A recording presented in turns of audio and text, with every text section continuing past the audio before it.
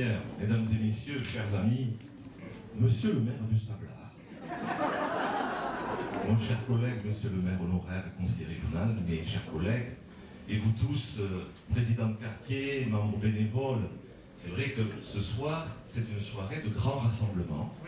Et je voudrais féliciter le président et l'ensemble des membres du bureau d'avoir réussi à rassembler pour cette dernière fête de quartier des jeunes, des moins jeunes, des élus de tous bords, anciens et nouveaux, et la population dans sa diversité, tous les quartiers sont représentés. C'est une excellente initiative et je vous en félicite. Alors bien entendu, ce quartier du Sablard, nous l'aimons tous.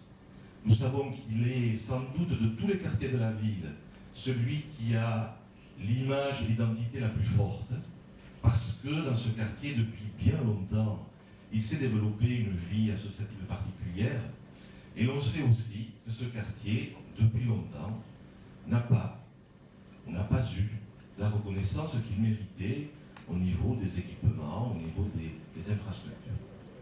Alors, je ne vais pas ici lister tout ce qui ne va pas, parce que ce serait peut-être faire un peu de peine, mais je crois que nous sommes un certain nombre à penser que ce quartier mérite une attention particulière, ne serait-ce que pour y relancer l'activité économique, notamment tous ces commerces de l'avenue Saint-Vincent-de-Paul, mais ici tout près aussi le bar-restaurant, l'hôtel Loustalo, dont on sait qu'il connaît quelques difficultés, et plus globalement, redonner à cette vie de quartier qui était autrefois si vive, une intensité, une redynamisation que nous souhaitons tous.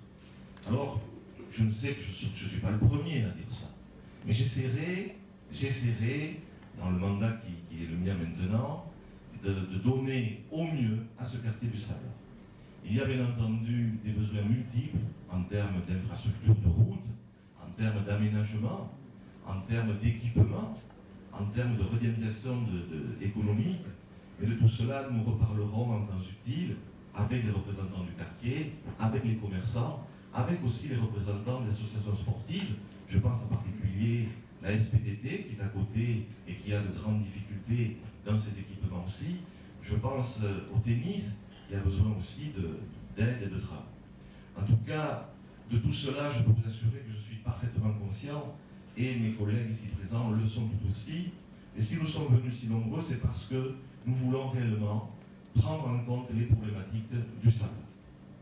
Alors, bien sûr, avec l'élégance qui caractérise notre ami Coco, il me met en cause pour le feu de la Saint-Jean. Alors, que les choses soient claires, que les choses soient claires. Le feu de la Saint-Jean, traditionnellement, a lieu au quartier du Sablard, dans sa rive droite. Et je le dis très clairement, je croyais qu'il en serait de même cette année. J'ai reçu, la veille du feu de la Saint-Jean, un courrier émanant de l'association qui a pris depuis maintenant 2 ans l'organisation du feu de la Saint-Jean, l'association Feria Escapade. Je ne sais pas si ils sont présents ou représentés, mais moi, je veux rendre à César ce qui appartient à César. En l'occurrence, l'association Feria Escapade a fait le choix d'organiser le feu de la Saint-Jean, certes rive droite, mais la manifestation festive sur le balcon de la tour. Et je dis très clairement que personnellement j'ai été trompé et que j'en suis vexé parce que de mon point de vue, le feu de la Saint-Jean était rive droite et la fête, les buvettes, le repas, s'il y avait le repas, devait avoir lieu place Joffre. Et je le dis très clairement, ces gens qui ont pris cette initiative et qui m'ont mis devant le fait accompli en me faisant signer l'arrêté la veille du feu de la Saint-Jean, ils m'ont eu une fois, ils ne m'auront pas 2 fois. Donc, très clairement, le feu de la Saint-Jean reviendra, comme c'est l'histoire du quartier, reviendra sur sa rive droite et nous redonnerons à la place Joffre une animation supplémentaire. J'ajoute, et ça complétera ce que j'ai dit il y a un instant concernant les besoins qu'il y a dans ce quartier.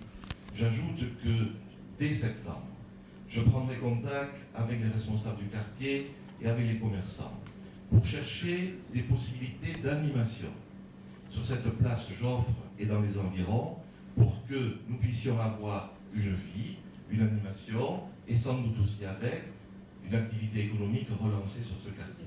Alors de tout ça, nous en reparlerons en d'autres moments. Le sujet est un peu sérieux, mais si je veux bien prendre toutes les responsabilités des décisions que je prends avec mes collègues, il y en a certaines que je vais rendre à ceux qui les ont prises et ils les assumeront. Je voudrais terminer par un autre point et profiter qu'il y a ici une diversité d'élus et de populations. Nous allons, et Coco Lafitte vient de le dire, vers les fêtes de Dax. C'est les dernières fêtes de quartier. Je vais dire, ce sont les plus belles. Je ne fâche personne. Elles seront belles, comme les autres. Mais ces fêtes du quartier du Sablard, elles ont aussi une particularité. Elles sont ouvertes à tous. On l'a noté. Elles sont ouvertes à toutes les sensibilités, à tous les âges, à toutes les bourses. Et les fêtes sont gratuites. Et je voudrais en profiter pour dire que jusqu'à présent, nos fêtes de Dax ont une identité, fêtes du Sud-Ouest et fêtes de Dax. Ce sont des fêtes de jour et des fêtes de nuit, ouvertes à tous. Et toutes les fêtes sont gratuites, mis à part le spectacle taurin, et on sait pour quelle raison. J'ai dit, il y a quelques semaines, lorsque j'ai rencontré les cafetiers, les restaurateurs et les responsables de Peña et de Bodega, j'ai dit que je souhaitais conserver à nos fêtes leur identité, et pour cette raison, je ne souhaitais pas participer à un déséquilibre de la fête, et j'ai donc dit que je ne laisserai pas s'installer de bodegas supplémentaires ou de peñas supplémentaires pour ne pas porter tort aux cafetiers et restaurateurs et pour garder l'équilibre que l'on connaît. Et si je fais ce long préambule, c'est que je suis surpris et là aussi très déçu de voir que certains, qui par ailleurs étaient déjà précédemment membres de la commission des fêtes populaires, pour quelques-uns d'entre eux, et qui ont démissionné, ont décidé de créer une peña particulière et d'ouvrir un milieu privé où ils se retrouveront entre eux sous l'invitation. Eh bien, je dis que ceux qui prennent cette initiative font une faute. Ils font une faute parce qu'ils initient quelque chose qui demain va se propager. Quelque chose qui demain risque d'entraîner la dérive de nos fêtes. Parce que ces fêtes ouvertes à tous de jour comme de nuit, si demain elles deviennent des fêtes privées par la multiplication des bodegas privées sur invitation, on sait très bien ce que ça veut dire. C'est qu'il y aura de plus en plus de lieux où on se retrouvera entre soi, et hélas, on perdra cette image, cette idée, cette identité de fête ouverte à tous, de jour comme de nuit. Alors je le dis avec un peu de gravité, parce que nous sommes à un carrefour. Il est encore temps pour ces gens-là de faire marche arrière. Ils le feront, j'y serai attentif et sensible. Ils ne le feront pas. Là aussi, je saurai être attentif et je saurai avoir un peu de mémoire.